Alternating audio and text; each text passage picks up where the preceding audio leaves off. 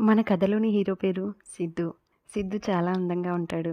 సిద్ధుకు ఒక పెద్ద కంపెనీ ఉంది. ఒకరోజు ప్రశాంతత కోసం ఒక బీచ్‌కెళ్ళాడు సిద్ధు. అక్కడ కూడా తన ఆఫీస్ గురించి ఆలోచిస్తూ కూర్చున్నాడు.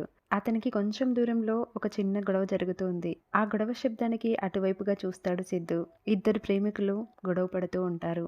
వాళ్ళని అలాగే చూస్తూ ఉంటాడు సిద్ధు. ఎట్నుంచి వచ్చిందో తెలియదు కానీ ఒక అందమైన అమ్మాయి వారిద్దరి గొడవని ఆపేసింది. ప్రేమ గురించి చాలా గొప్పగా మాట్లాడి వాళ్ళిద్దరిని కలిపేసింది. అదంతా చూసిన సిద్ధు తొలి చూపులోనే ఆ అమ్మాయితో ప్రేమలో పడిపోయాడు. అప్పుడే సిద్ధుకి ఫోనొస్తుంది.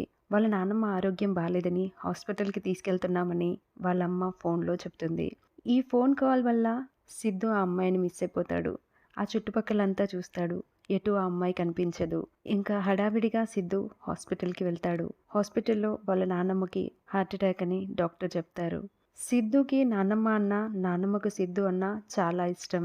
ఆమె చివరి కోరిక ఏంటంటే సిద్ధు పెళ్లి చూడడం. వాళ్ళ నాన్నమ్మ ఆరోగ్యం అస్సలు బాలేదు అని డాక్టర్లు చెప్పడంతో సిద్ధు వాళ్ళ అమ్మ, నాన్న సిద్ధుకి ఎలాగైనా పెళ్లి చేయాలని అనుకుంటారు. ఒక 2 రోజులు గడిచాక సిద్ధు వాళ్ళ నాన్నమ్మని ఇంటికి తీసుకెళ్తారు. సిద్ధు వాళ్ళ నాన్న సిద్ధు దగ్గరికెళ్ళి "నీకు పెళ్లి చేయాలి అనుకుంటున్నాము. వారంలో నీ పెళ్లి. రేపే నీ పెళ్లి చూపులు" అని చెబుతాడు. కానీ సిద్ధు మాత్రం అస్సలు ఒప్పుకోడు. "నేను ఈ పెళ్లి చేసుకోను. నేను వేరే అమ్మాయిని ప్రేమిస్తున్నాను. నేను ఆ అమ్మాయినే పెళ్లి చేసుకుంటాను" అని చెప్తాడు. వాళ్ళ నాన్న "సరే నీకు 2 రోజులు టైం ఇస్తున్నాను. ఆ అమ్మాయిని తీసుకురా. ఈ 2 రోజుల్లో ఆ అమ్మాయిని నువ్వు తీసుకురాలేకపోతే నేను చూయించిన అమ్మాయితో నీ పెళ్లి జరుగుతుంది" అని వాళ్ళ నాన్న అన్నారు. సిద్ధు "అలాగే నాన్న" అంటారు. 2 రోజులు సిద్ధు ఆ అమ్మాయి కోసం చాలా వెతుకుతాడు. కానీ ఎక్కడా దొరకదు. ఇంక చేసేది ఏమీ లేక సిద్ధు పెళ్లి చూపులకు వెళ్ళాల్సి వస్తుంది. సిద్ధు చాలా బలవంతంగా పెళ్లి చూపులకు వెళ్తాడు. కానీ సిద్ధుకు మాత్రం తాను ప్రేమించిన అమ్మాయి గుర్తుకొస్తూ ఉంటుంది. ఎలాగైనా ఆ అమ్మాయిని వెతికి పట్టుకోవాలి అనేసి అనుకుంటాడు. పెళ్లి చూపులకు వెళ్తాడు కానీ సిద్ధు మాత్రం పెళ్లి చూపులో ఆ అమ్మాయిని కన్నెత్తి కూడా చూడడు. పెళ్లి కూతురు పేరు భూమి. పెళ్లి కూతురికి సిద్ధు అంటే చాలా ఇష్టం. తను కాలేజ్‌లో ఉన్నప్పుడు సిద్ధు తన సీనియర్. చాలాసార్లు సిద్ధుకి ప్రపోజ్ చేయాలి అనుకుంటుంది. కానీ సిద్ధు మాత్రం ఏ అమ్మాయిని కన్నెత్తి చూసేవాడు కాదు. సిద్ధు దగ్గరికెళ్ళడానికి భయమేసి అసలు తన ప్రేమ గురించి చెప్పలేదు. అలా 5 సంవత్సరాలు గడిచింది. ఒకరోజు ఒక ఫంక్షన్‌లో భూమి సిద్ధుని చూస్తుంది. భూమి సిద్ధుని చూసి షాక్ అవుతుంది. ఆ ఫంక్షన్‌లో భూమి సిద్ధు దగ్గరికి వెళ్ళి మాట్లాడాలి అనుకుంటుంది. కానీ ఏం మాట్లాడాలి, ఎలా మాట్లాడాలి తెలియక భూమి వెనక్కి తగ్గుతుంది. భూమి మాత్రం ఆ ఫంక్షన్‌లో సిద్ధునే చూస్తూ ఉంటుంది. భూమి వాళ్ళ నాన్న దగ్గరికి వెళ్ళి, "నాన్న, నాకు ఆ అబ్బాయి అంటే చాలా ఇష్టం. అతనితో నా పెళ్లి జరిపించండి" అని అడుగుతుంది. అలా భూమి వాళ్ళ నాన్న సిద్ధు నాన్న దగ్గరికి వెళ్ళి పెళ్లి గురించి మాట్లాడతాడు. వాళ్ళ నాన్న ఒప్పుకుంటారు. అందుకే ఈ పెళ్లి చూపులు జరుగుతాయి. భూమి పెళ్లి చూపుల్లో చాలా ఆనందంగా ఉంది. తాను ఇష్టపడిన సిద్ధుని పెళ్లి చేసుకుంటున్నందుకు. సిద్ధుకు మాత్రం ఈ పెళ్లి అంటే అస్సలు ఇష్టం లేదు. చాలా కోపంగా ఉన్నాడు. వారం రోజుల్లో పెళ్లి జరిగిపోతుంది. సిద్ధు వాళ్ళ నాన్నమ్మ ఆరోగ్యం సిద్ధు పెళ్లితో కొంచెం కుదుట పడుతుంది. సిద్ధు వాళ్ళ నాన్న సిద్ధు కోసం ఒక మంచి ఇల్లు తీసుకొని కొడుకుని, కోడల్ని ఆ ఇంట్లో కాపురం పెట్టించాడు. సిద్ధుకు, భూమికి ఆ రోజు మొదటి రాత్రి. సిద్ధు అప్పటి వరకి భూమి మొహం కూడా చూడలేదు. ఆ రోజు కూడా సిద్ధు భూమి మొహం చూడలేదు. కానీ సిద్ధు భూమితో ఒకే ఒక మాట మాట్లాడాడు. "నాకు ఈ పెళ్లి ఇష్టం లేదు. నాకు బలవంతంగా ఈ పెళ్లి చేశారు. నీ మొహం చూడ్డం కూడా నాకిష్టం లేదు. నీ మొహం నాకెప్పుడు చూపించకు" అని చెప్పి ఆ రూమ్‌లో నుంచి వెళ్ళిపోయాడు. భూమికి కాళ్ళ కింద భూమి కంపించినంత పనయ్యింది. ఆ రాత్రి అంతా నిద్రపోకుండా ఏడుస్తూనే ఉంది. అలాగే తెల్లవారిపోయింది. భూమి పొద్దున్నే లేచి తలస్నానం చేసుకొని కాఫీ చేసి సిద్ధు రూమ్‌లోకి వెళ్ళింది. కాలి పట్టీల చప్పుడుకే సిద్ధు నిద్రలేచి భూమి మొహం చూడకుండానే చాలా గట్టిగా "నువ్వెందుకు ఈ రూమ్‌లోకి వచ్చావు? ఈ రూమ్‌లో నుంచి నువ్వెళ్ళిపో.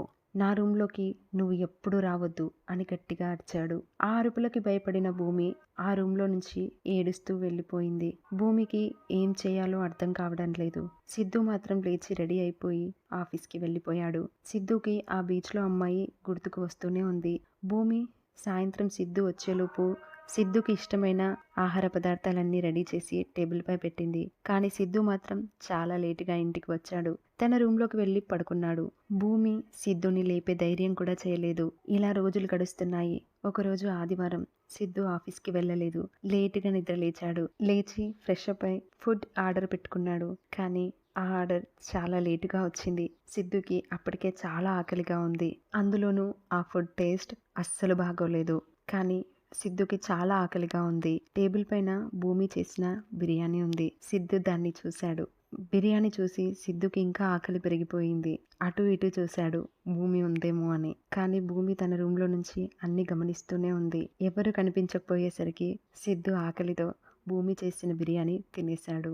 భూమి చాలా సంతోషించింది. ఇలా రోజులు గడుస్తున్నాయి. కానీ సిద్ధులో ఎలాంటి మార్పు లేదు.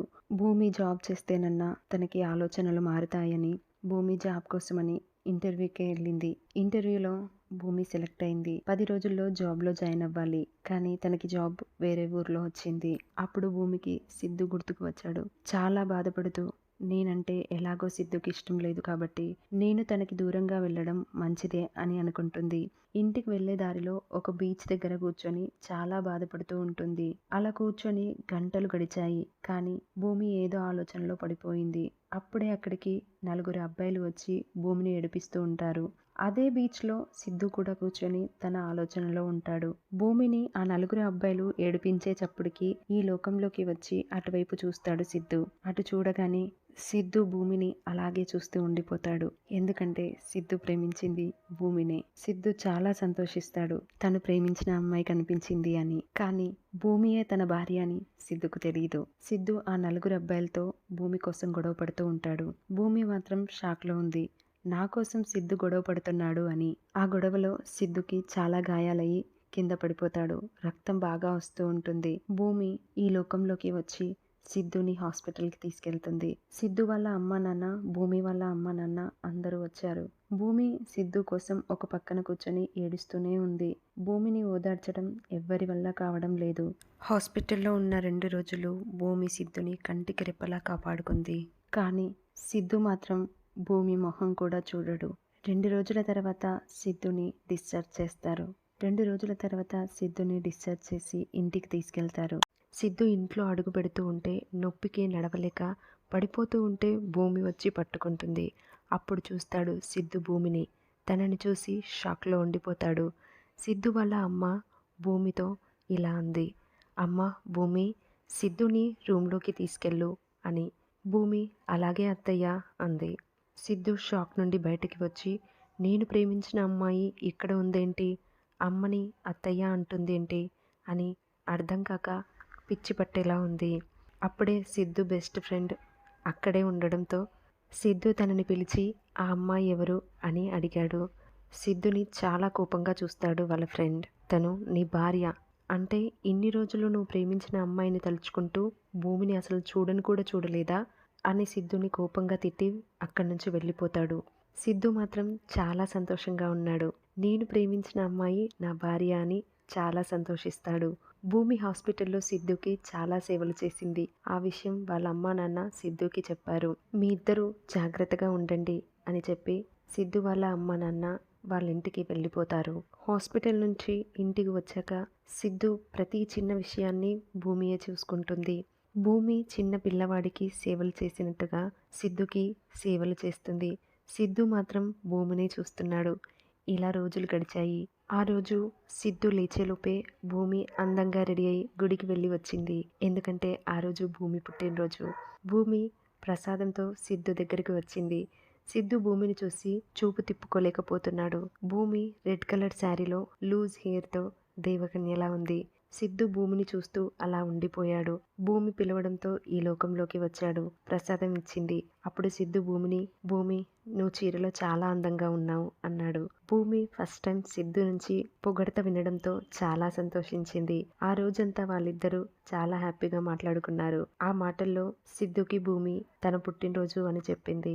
సిద్ధు భూమి కలిసి భూమి పుట్టినరోజుని సెలబ్రేట్ చేసుకున్నారు. తర్వాత రోజు భూమికి జాబ్ లెటర్ వచ్చింది. సిద్ధుకి పూర్తిగా ఆరోగ్యం నయమైపోయింది. రోజు భూమిని చూసిన తర్వాతే బెడ్ పై నుంచి దిగేవాడు సిద్ధు.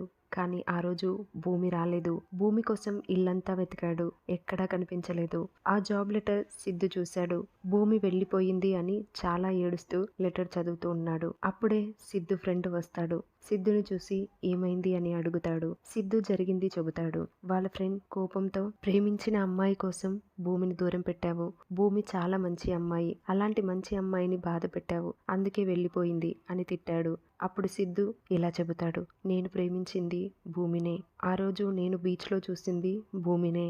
నేను ఇష్టపడింది భూమినే అని చెబుతాడు. మరి ఆ విషయం భూమికి చెప్పొచ్చు కదా అని వాళ్ళ ఫ్రెండ్ అంటాడు. చెప్పొచ్చు, కానీ భూమి నన్ను హాస్పిటల్లో ఉన్నప్పుడు కంటికి రెప్పలా చూసుకుంది. ఇంట్లో చిన్న పిల్లాడిలా నాకు సేవలు చేసింది. ఈ కృతజ్ఞతతో నేను భూమిని ప్రేమిస్తున్నాను అనుకుంటుందేమో అని ఇన్ని రోజులు చెప్పలేదు అని సిద్ధు చాలా గట్టిగా ఏడుస్తాడు. సిద్ధు అన్న మాటలు బయట నుంచి వస్తూ ఉన్న భూమి వింటుంది. అప్పుడు సిద్ధు భూమిని చూస్తాడు. భూమిని చూసిన వెంటనే సిద్ధు భూమి దగ్గరికి పరిగెత్తుకుంటూ వెళ్ళి భూమికి సారీ చెప్తాడు. నేను చేసిందంతా తప్పే, నన్ను క్షమించు. భూమి చాలా సంతోషిస్తుంది. అప్పటి నుంచి భూమి సిద్ధులు తన లైఫ్లో చాలా హ్యాపీగా ఉన్నారు.